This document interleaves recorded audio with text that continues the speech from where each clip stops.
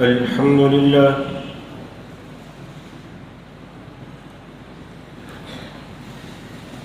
الحمد لله المنعم المحسن الديان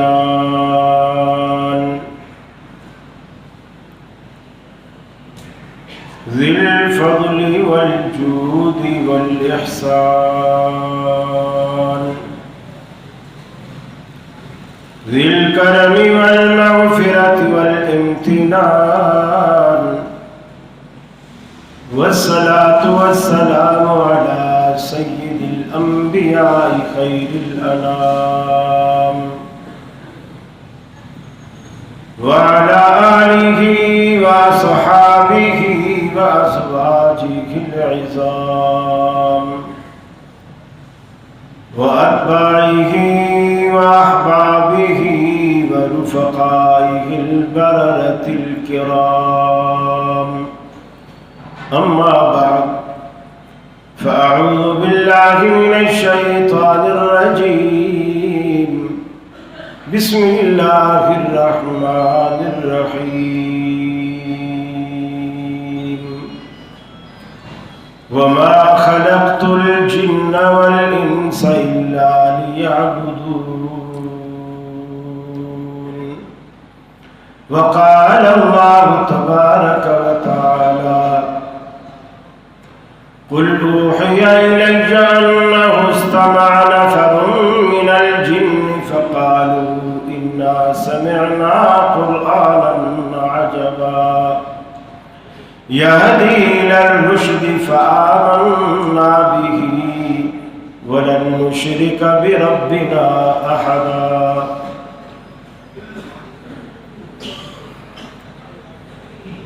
یہ مقصد ہے کہ دنیا سے جہالت دور ہو جائے کلام اللہ سے مومن کا دل پر نور ہو جائے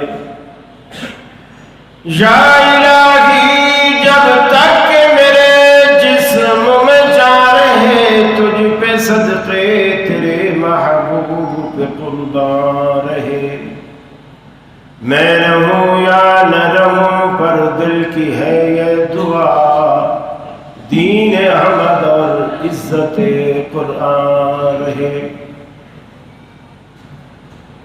عزیز ساتھیوں دوستوں اور بزرگوں میں آج ڈر رہا تھا کہ چونکہ آج کی تاریخ میں قرب و جوار میں ہی تقریباً 3 پروگرام تو میرے نالج میں ہیں میں یہ ڈر رہا تھا کہ شاید آج مجھے رحمانیہ مسجد میں وہ حاضری نہیں ملے گی جو ہمیشہ ملا کرتی ہے لیکن آپ کی محبت کو سلام بے حد شکریہ آپ نے اسی طرح اپنی محبت کا اظہار کیا مسجد جتنی بھی بڑی ہوتی چلی جائے گی میرا خیال ہے آپ کا وجود اسے بھرتا چلا جائے گا اور اس کے بدلے اللہ آپ کے گھروں کو دفتروں کو اپنی رحمت سے انشاءاللہ بھرتا چلا جائے گا مجھ سے قبل آپ نے ایک اعلان سماعت فرمایا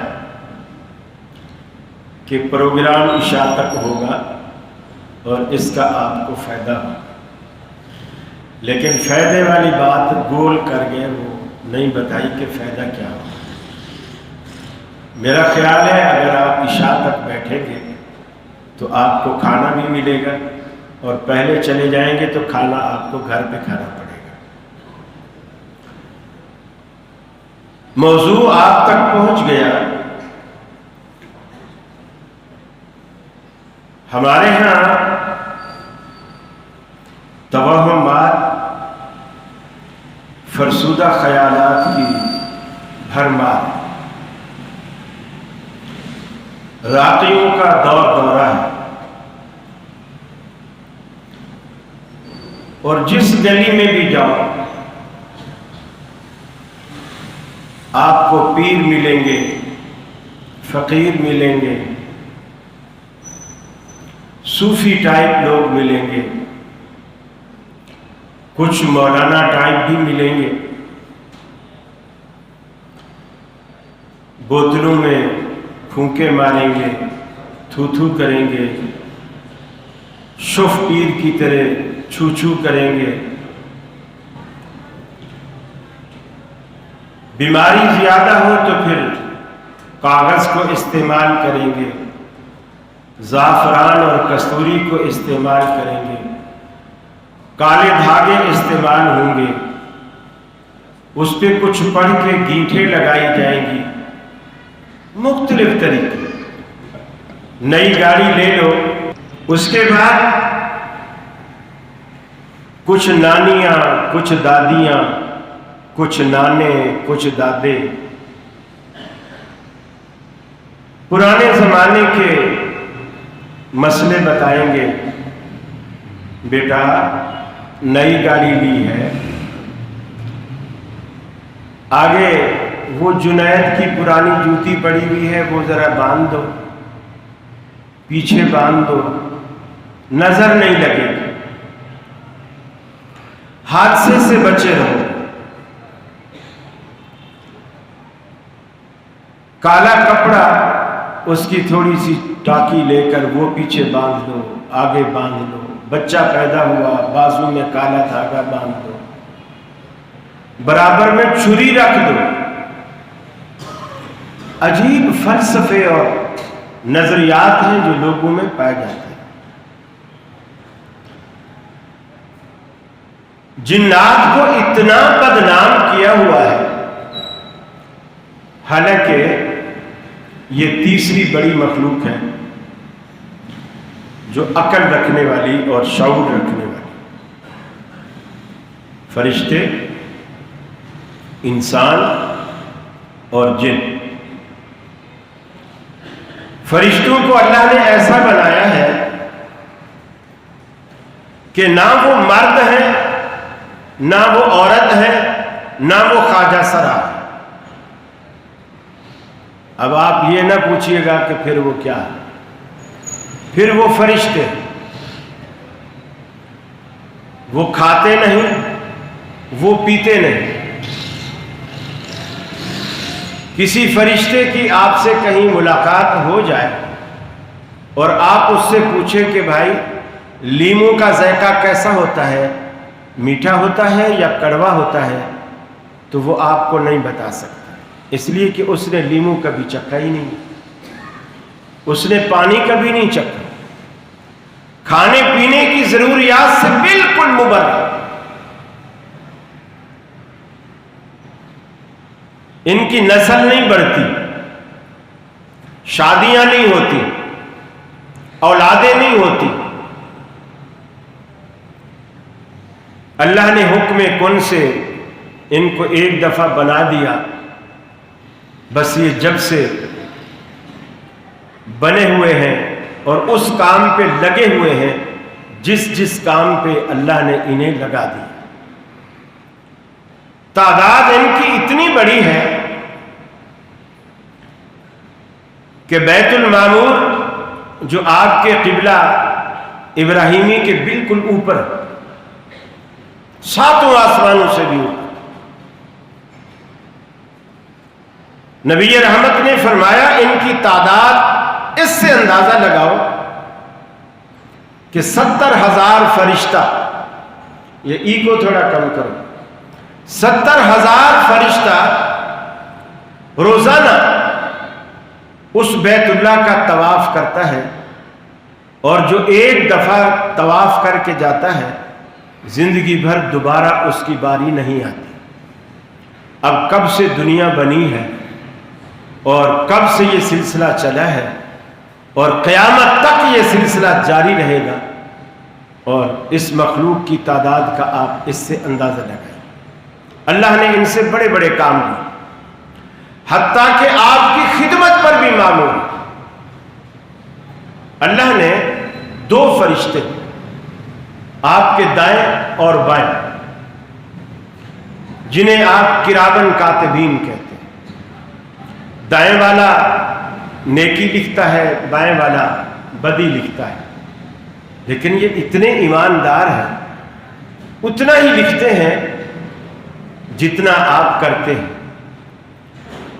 لا یعصون اللہ ما امرہم، اللہ رب العالمین کے حکم کی خلاف ورزی یہ نہیں کرتے، خیانت نہیں کرتے، دیانت داری سے اپنی ڈیوٹی انجام دیتے. بلکہ ایک جن جو اللہ تعالیٰ نے ہر بندے کے ساتھ، اسے ہمزاد کہا جاتا ہے، وہ قرین ہر بندے کے ساتھ لگا ہوا ہے. جب سے ہم پیدا ہوئے ہیں ہمارے ساتھ 3 لوگ، 2 فرشتے، 1 جن. یہ ہماری پیدائش سے لے کر ہماری موت تک یہ ہمارے ساتھ.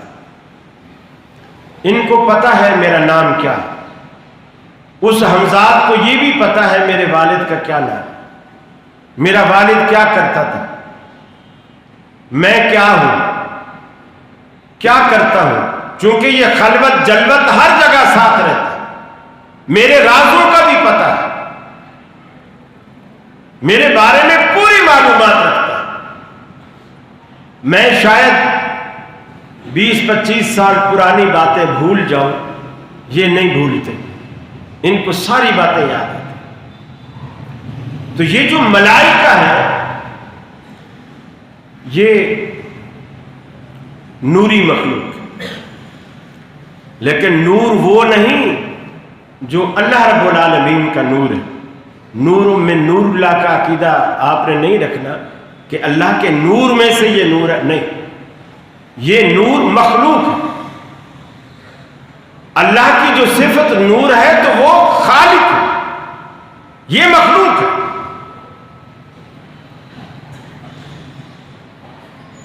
یہ اللہ نے ان کو نور سے پیدا کیا، جنات کو آگ سے پیدا کیا. شیطان بھی نسلاً جن اپنی بری خصلتوں کی وجہ سے وہ شیطان کہلاتا ہے. جیسے انسانوں میں بھی بعض برے ہوتے ہیں تو آپ کسی سے تعارف کرواتے ہیں اور وہ آپ سے پوچھتا ہے یہ وہ جو شخص بیٹھا ہوا یہ کون ہے، آپ کہتے ہیں بس نہ پوچھو، پورا شیطان ہے، شیطان. یعنی بری خصلتوں کی وجہ سے اس کا وصف شیطان پڑا. نسلاً یہ جن ہے، یہ آگ سے. اس کا اپنا بھی بیان ہے. جب اللہ نے آدم علیہ السلام کو سجدہ کرنے کا کہا تو اس نے کہا میں سجدہ نہیں کروں گا، خلقتہ من نار وخلقتہ من طین، تو نے مجھے آگ سے پیدا کیا اور جس کو سجدہ کرنے کا کہہ رہا ہے اس کو تو نے مٹی سے بنایا. مٹی تو روز ہمارے قدموں تلے آتی ہے، گویا وہ تو حقیر چیز ہے، اور آگ کا شعلہ جب بھی بھڑکتا ہے اوپر جاتا ہے. لہذا میں آدم کو سجدہ نہیں کر سکتا. ایک تیسری مخلوق ہے انسان، یہ خاکی مخلوق. آدم علیہ السلام کا اللہ نے اپنے ہاتھوں سے مجسمہ بنایا، اپنے ہاتھوں سے مجسمہ بنایا. پوری کائنات سے، ریتلی، پتھریلی، چکنی، بجری والی، سخت، نرم، بھالو مٹی، ہر طرح سے مٹی، کالی، کہیں کی مٹی سرخ، کہیں کی مٹی سفید، یہ سب مکس کر کے گارا بنا کے اس کا ایک مجسمہ بنا. اس مجسمے میں پھر اللہ نے جب چاہا روح پھونکی. یہ جو آپ لوگوں میں کچھ لوگ سنگ دل ہوتے ہیں، کچھ نرم دل ہوتے ہیں، کچھ نرم مزاج ہوتے ہیں، کچھ رنگ کے کالے، کچھ رنگ کے گورے، کچھ بالکل سرخ، یہ اسی مٹی کے اثرات، اسی مٹی کے اثرات جو ہمارے مزاج اور طبائع پر اثر انداز ہوتے ہیں. میں عرض کر رہا تھا کہ یہ دو فرشتے، ایک حمزاد جنوں میں سے اللہ نے ہمارے ساتھ لگا دی، لیکن وہ اندر نہیں ہے۔ یہ بات میں پہلے آپ کے دل و دماغ سے نکال دوں، حمزاد اندر نہیں ہے، ہمارے باہر، لیکن ہمارے ساتھ رہتے ہیں۔ جیسے آپ کہیں جاتے ہیں اپنے ساتھیوں کو بھی لے جاتے ہیں، لیکن ساتھیوں کو تو لے جانا پڑتا ہے، یہ زبردستی کے سوال ہے، تو مان نہ مان میں تیرا مہمان۔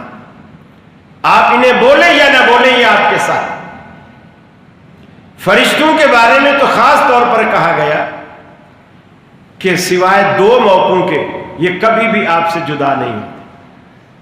ایک، جب آپ بیت الخلاء میں جاتے ہیں، اور جب آپ اپنی بیگم کے پاس خلوت اختیار کرتے ہیں، یہ فرشتے شرم اور حیا کی وجہ سے آپ سے جدا ہو جاتے ہیں، علیحدہ ہو جاتے ہیں۔ حمزاد کے بارے میں کوئی ذکر نہیں، البتہ حدیث میں یہ ضرور صراحت ہے، بیت الخلاء میں جاتے ہوئے دعا ضرور پڑھو، بیگم کے پاس جاتے ہوئے بھی دعا ضرور پڑھو۔ پھر آپ نے یہ بھی فرمایا، جو شخص بیگم کی خلوت میں صحبت کے وقت دعا نہیں پڑھتا، اللہم جنبنا الشیطان وجنب الشیطان ما رزقتنا، تو شیطان اس عمل میں شریک ہوتا ہے۔ تو اس سے یہ ظاہر ہوتا ہے جو بندے دعا نہیں پڑھتے، شیطان ان سے جدا نہیں ہوتا، اس عمل میں شریک ہوتا ہے۔ تو آپ اگر شیطان کو ایسی جگہوں پہ بھی شریک کرتے ہیں، اس کے اثرات اولاد میں مرتب ہوتا ہے۔ نبی کریم صلی اللہ علیہ وسلم نے ایک دن مدینہ میں ایک پانی کا لوٹا لیا۔ اس زمانے میں یہ واش روم، باتھ روم، بیت الخلاء، ان چیزوں کا رواج نہیں تھا۔ لوگ آبادی سے تھوڑا دور جھاڑیوں میں، فصلوں میں، اوٹ میں، جہاں کوئی دیکھنے والا نہ ہو، وہاں جاتے۔ سیدنا ابو ہریرہ رضی اللہ تعالیٰ عنہ بیان کرتے ہیں کہ آپ ایک لوٹا لے کر گئے، اور ایک لوٹا میں نے پانی کا بھر لیا اور آپ کا انتظار کرنے لگا کہ آپ جب واپس آئیں گے تو میں آپ کو وضو کراؤں۔ تو آپ نے بہت دیر لگا دی، بہت دیر، اور مجھے کچھ لوگوں کے جھگڑنے کی آوازیں سنائی دی جو اونچی اونچی بول رہے تھے، اور آوازیں ایسی تھیں جیسے لوگ آپس میں لڑ رہے ہیں، جھگڑ رہے ہیں۔ اتنے میں رسول اللہ صلی اللہ علیہ وسلم بھی تشریف لے آئے۔ میں نے وضو کرایا، ساتھ میں یہ بھی پوچھا، اللہ کے رسول آج آپ نے تاخیر فرمائی، خیریت تھی؟ اور لوگوں کے لڑنے جھگڑنے کی آوازیں بھی آ رہی تھی۔ آپ نے فرمایا، میں گیا، وہاں جنوں کے درمیان ایک تنازع تھا، جنوں کے درمیان تنازع تھا۔ اب وہ کوئی بیت الخلاء نہیں تھا، میدان ہے، ویرانہ ہے، لیکن وہاں جن ہے۔ یہ سوچنا کہ جن صرف بیت الخلاء میں ہوتے ہیں اور باہر نہیں ہوتے، یہ غلط نقطہ نظر۔ جن ہر جگہ ہوتے ہیں، یہ ہمیں نظر نہیں آتے، وہ ہمیں دیکھتے ہیں، ہم انہیں دیکھ نہیں پاتے۔ آپ نے فرمایا وہاں جنات کے دو قبیلے تھے، اس کی ایکو کم کرو، آواز کم نہ کرو، ایکو کم کرو۔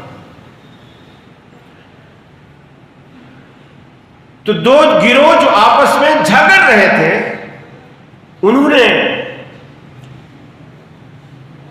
ایک جگہ کے اوپر تنازع کیا۔ ایک گروہ کہتا تھا کہ یہ ہماری جگہ ہے، ہم یہاں رہیں گے، اور دوسرا گروہ کہتا تھا کہ نہیں، ہم یہاں رہیں۔ بالکل وہ انسانوں والا مزاج۔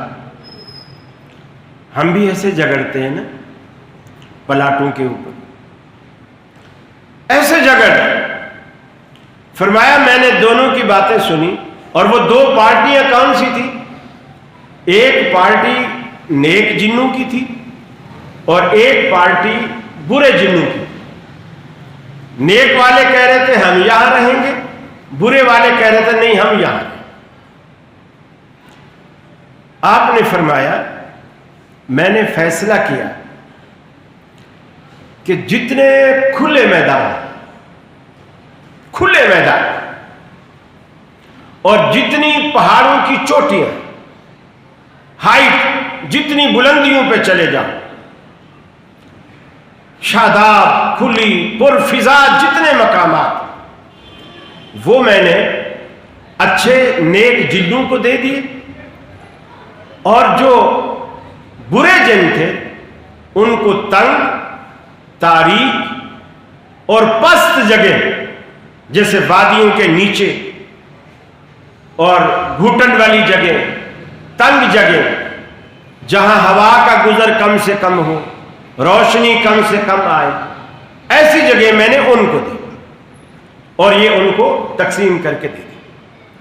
پھر آپ نے صحابہ کو یہ بھی فرمایا جب کبھی تم سفر کرو اور راستے میں جنگل ہو اور تمہیں رات کو جنگل میں قیام کرنا پڑے تو اونچی جگہوں کا انتخاب کرو، نچلی جگہوں کا انتخاب نہیں کرو، اور میدانوں کا انتخاب کرو، تنگ وادیوں کا انتخاب نہیں کرو.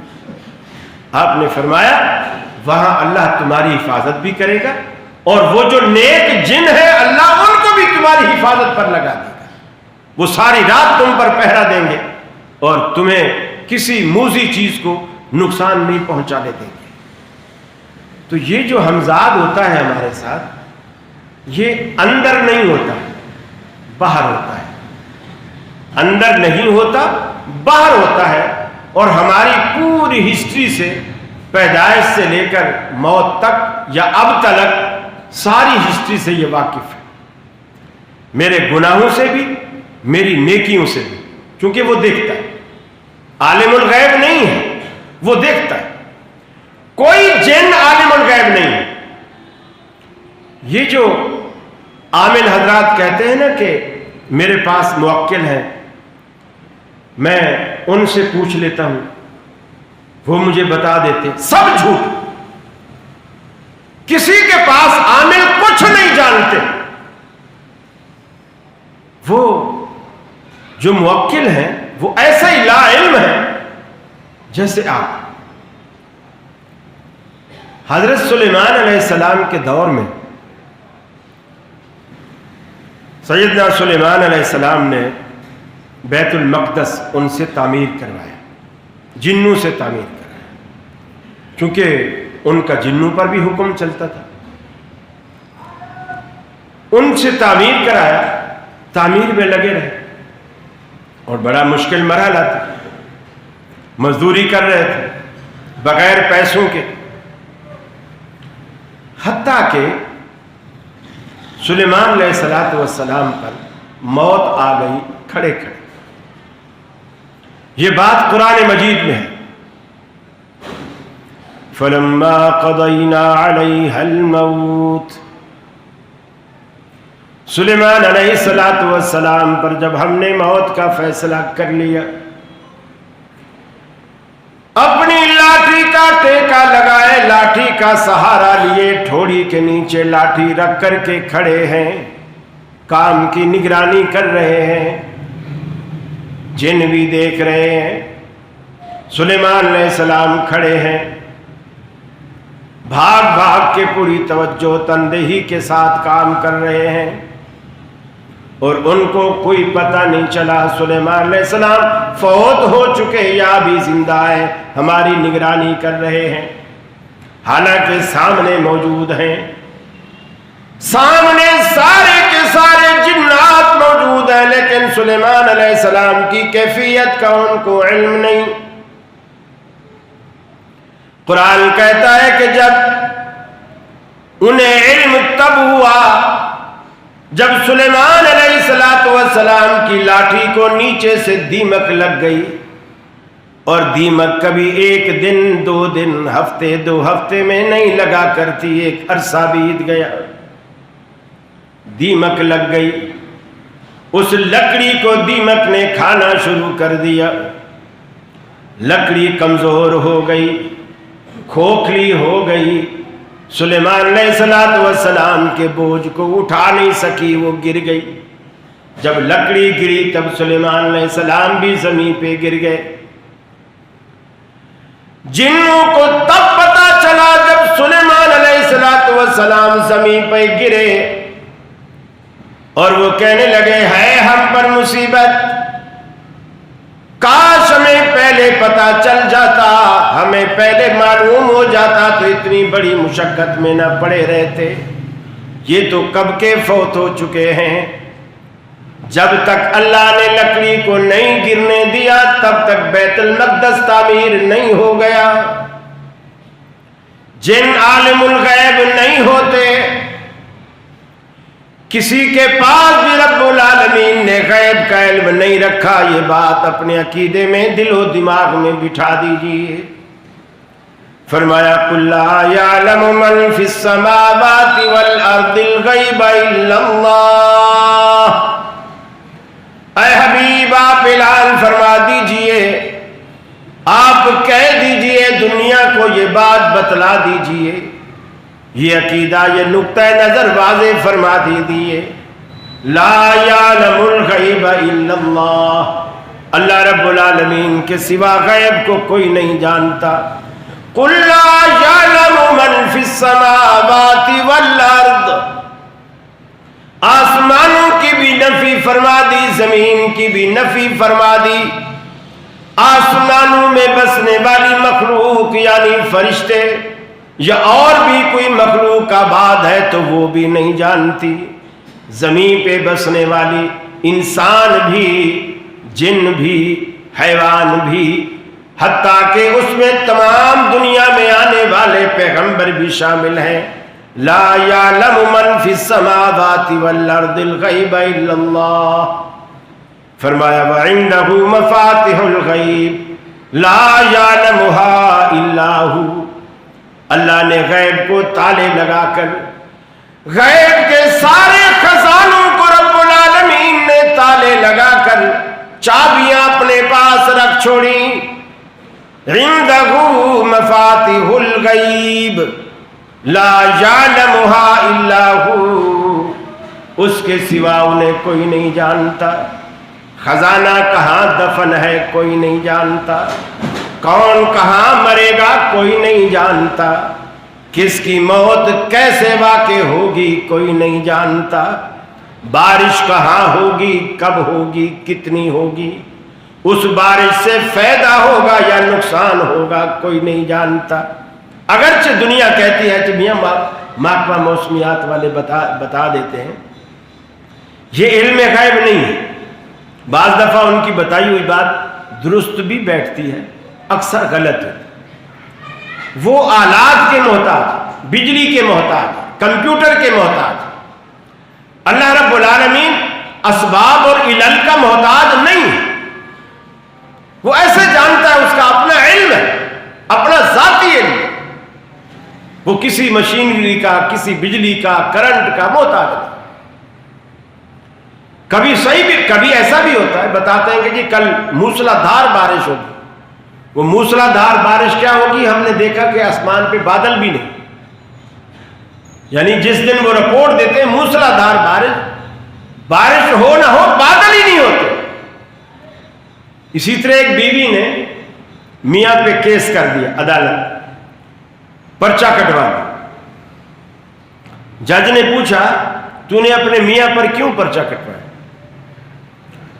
کہنے لگی کہ میرا میاں محکمہ موسمیات میں ملازم ہے، آفیسر ہے بڑا، یہ روز غلط خبر دے کر مجھ سے پکوڑے بنواتا ہے، بارش کی غلط پیشین گوئی کر کے، چونکہ یہ دہلی والوں میں، انڈین لوگوں میں رواج ہے کہ جب بارش ہو تو پکوڑے بنتے، گھر میں پکوڑے بنتے، پکوڑے کھاتے، تو بارش کی غلط پیشین گوئی کر کے مجھ سے پکوڑے بنواتا ہے، اس لیے اس نے کیس کیا۔ تو بعض دفعہ ان کی خبریں غلط بھی ہوتی ہیں، اور اگر صحیح بھی ہوں تو وہ ان کا کمال نہیں ہے، وہ ان آلات کا کمال، اور وہ آلات بنانے کی صلاحیت بھی اللہ نے دی، یہ صلاحیت بھی انسان کو اللہ نے دی ہے۔ تو اصل عالم الغیب اللہ، نہ فرشتے، نہ انسان اور نہ جن۔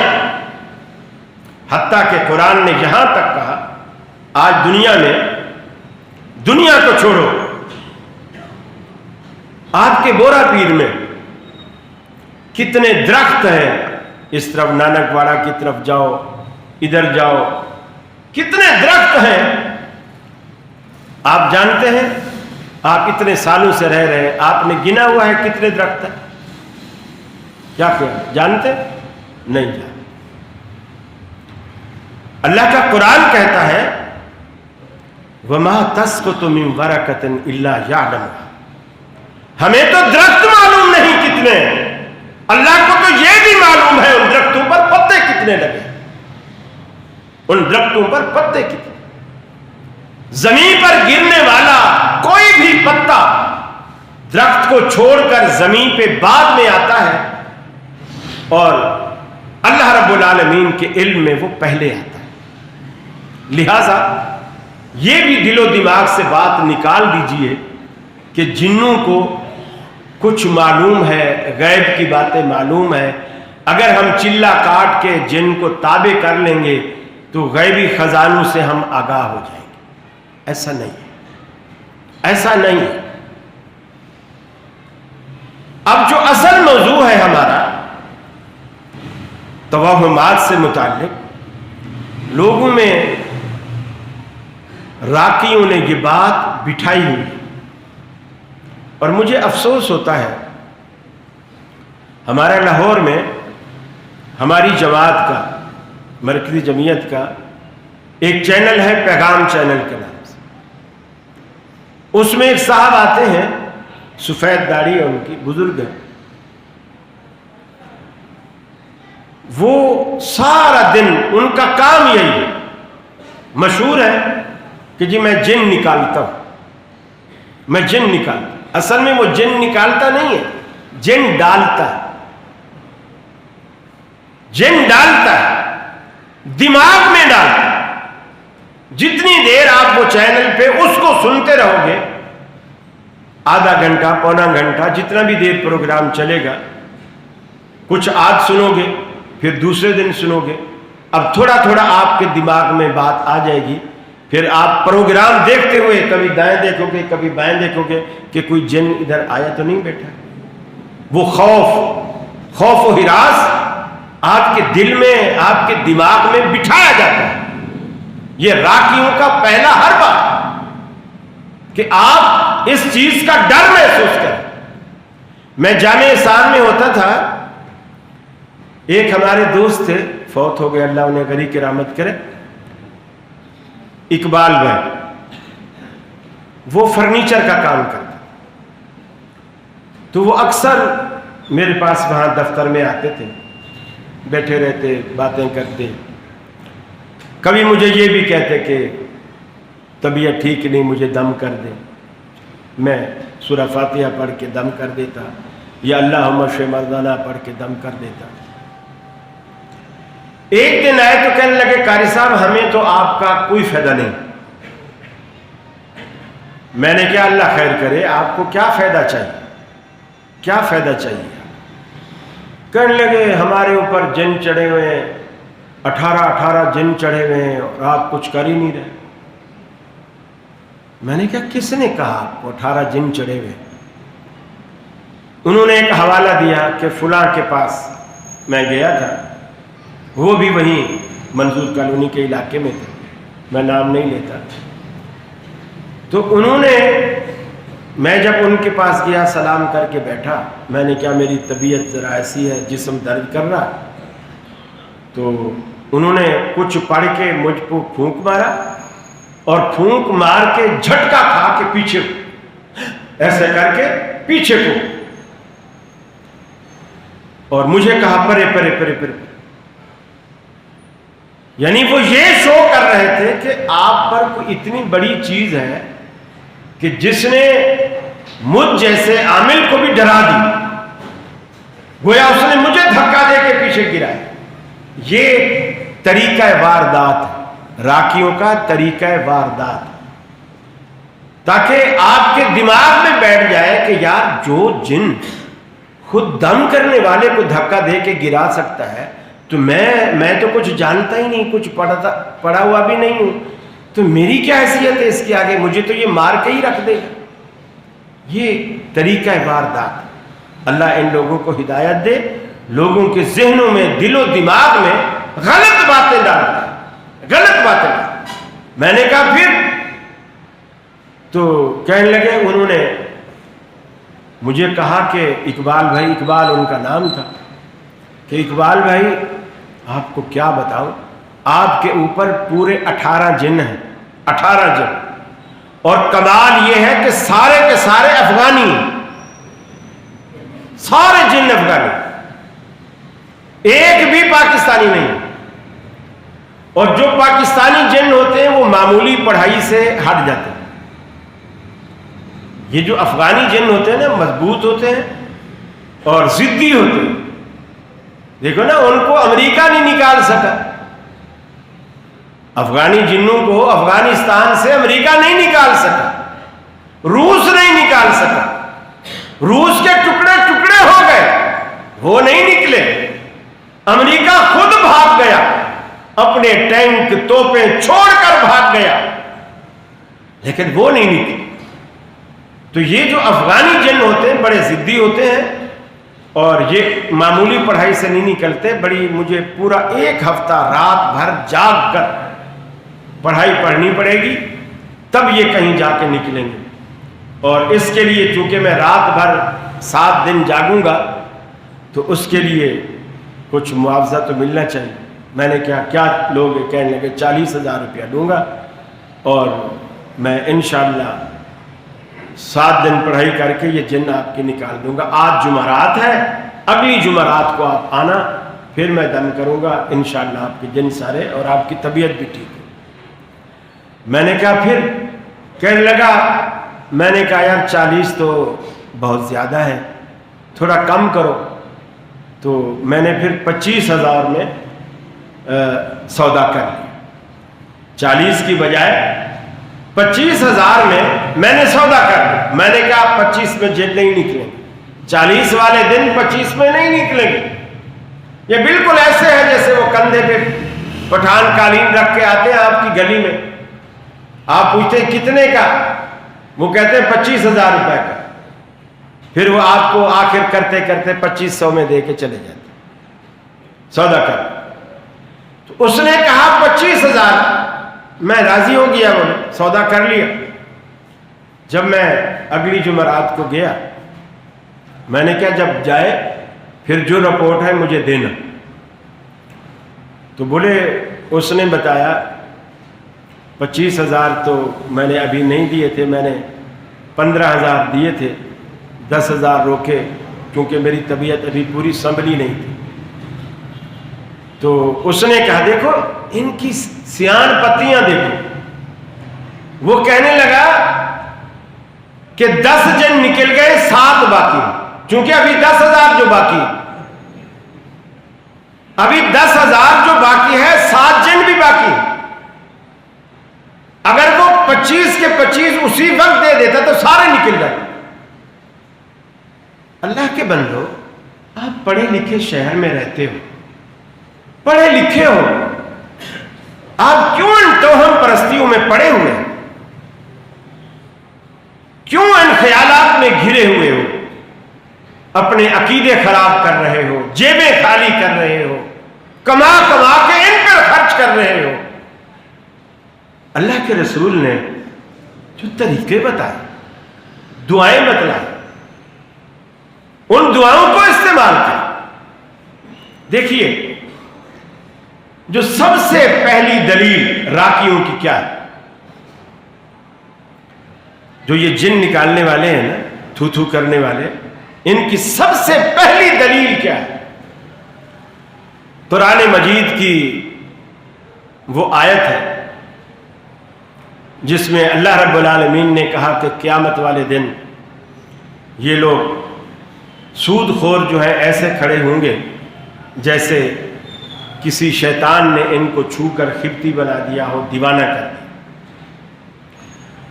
الذين يأكلون الربا لا يقومون إلا كما يقوم الذي يتخبطه الشيطان من المس۔ جو لوگ سود کھاتے ہیں زندگی بھر اپنی زندگی کی ساری کمائی سود پر رکھتے ہیں، سود لینا، سود دینا، سود لکھنا، سود پڑھنا، سود کی گواہی دینا، سود کھانا، سود کھلانا۔ جیسا کہ ترمذی کی روایت، اللہ کے رسول نے فرمایا، اللہ نے 4 لوگوں پر رب العالمین نے لعنت فرمائی۔ آکل الربا، جو سود کو کھاتا ہے وہ بھی ملعون ہے۔ موکلہ، جو کھلاتا ہے وہ بھی ملعون ہے۔ وشاہدیہ، جو اس پر گواہ بنتے ہیں وہ بھی ملعون ہے۔ وقاتبہ، اور جو اس کو لکھتا ہے، منشی بن کر، محرر بن کر، کلرک بن کر جو اس کا اندراج کرتا ہے وہ بھی ملعون ہے۔ پھر فرمایا قالوا سواء، یہ لعنت میں چاروں کے چاروں برابر ہیں، کھانے والا زیادہ نہیں، کھلانے والا زیادہ نہیں، گواہ بننے والا زیادہ نہیں، یا اس کو لکھنے والا زیادہ نہیں، اس جرم میں چاروں کے چاروں برابر میں شریک ہیں۔ فرمایا یہ لوگ قیامت والے دن جب اپنی قبروں سے نکلیں گے، لا یقومون الا کما یقوم الذی یتخبطہ الشیطان من المس، یہ ایسے نکلیں گے حواس باختہ ہو کر جیسے کسی شیطان نے چھو کر انہیں پاگل کر دیا ہو۔ یہ سب سے بڑی دلیل ہے راکیو، چونکہ قرآن، اب قرآن نے یہاں لفظ استعمال کیا مس کا۔ مس عربی میں اسے کہتے ہیں جسے انگلش میں ٹچ کہتے ہیں۔ انگلش میں ٹچ ہے، عربی میں مس۔ یہ ایسے چاہے آپ نے ہاتھ لگا لیا، انگلی لگا لی، یہ ٹچنگ ہوگی، یہ مسنگ بھی ہوگی، یہ بس ہوگی۔ اور آج کل اس کا معنی سمجھنا آسان ہے، چونکہ ہر کی جیب میں تقریباً ٹچ موبائل پڑے ہوئے ہیں اور سبھی جانتے ہیں کہ ٹچ کا کیا مطلب۔ قرآن نے یہاں لفظ استعمال کیا، وہ خبتی بن کے اٹھے گا جیسے کسی کو شیطان نے اپنے لمس سے مس کر کے پاگل بنایا، داخل ہو کر نہیں۔ لفظوں پہ غور کیجئے گا، میرا سارا اختلاف راکیوں سے اسی بات پر کہ داخلے کی دلیل دیجیے کہ شیطان اندر داخل ہوا اور داخل ہو کر پھر وہ ہمیں حواس باختہ کر گیا اور پھر ہم بیمار ہو گئے، دورے پڑنے لگ گئے، جسم اکڑنے لگ گیا، آنکھیں بند ہو گئیں، ہاتھ پاؤں مڑنے لگے، کئی طرح طرح کی چیزیں ہو گئی۔ اب دوسری دلیل وہ حدیث سے دیتے ہیں۔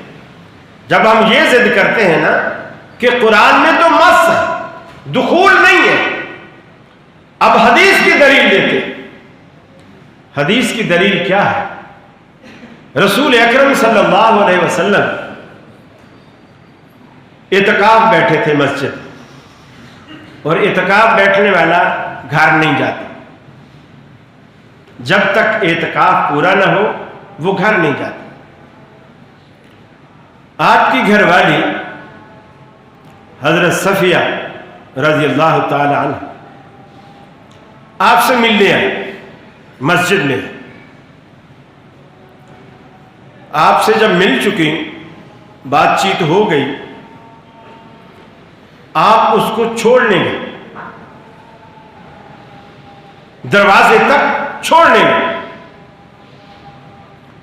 جب آپ چھوڑنے گئے تو راستے میں 2 انصاری صحابی وہاں سے آ رہے تھے،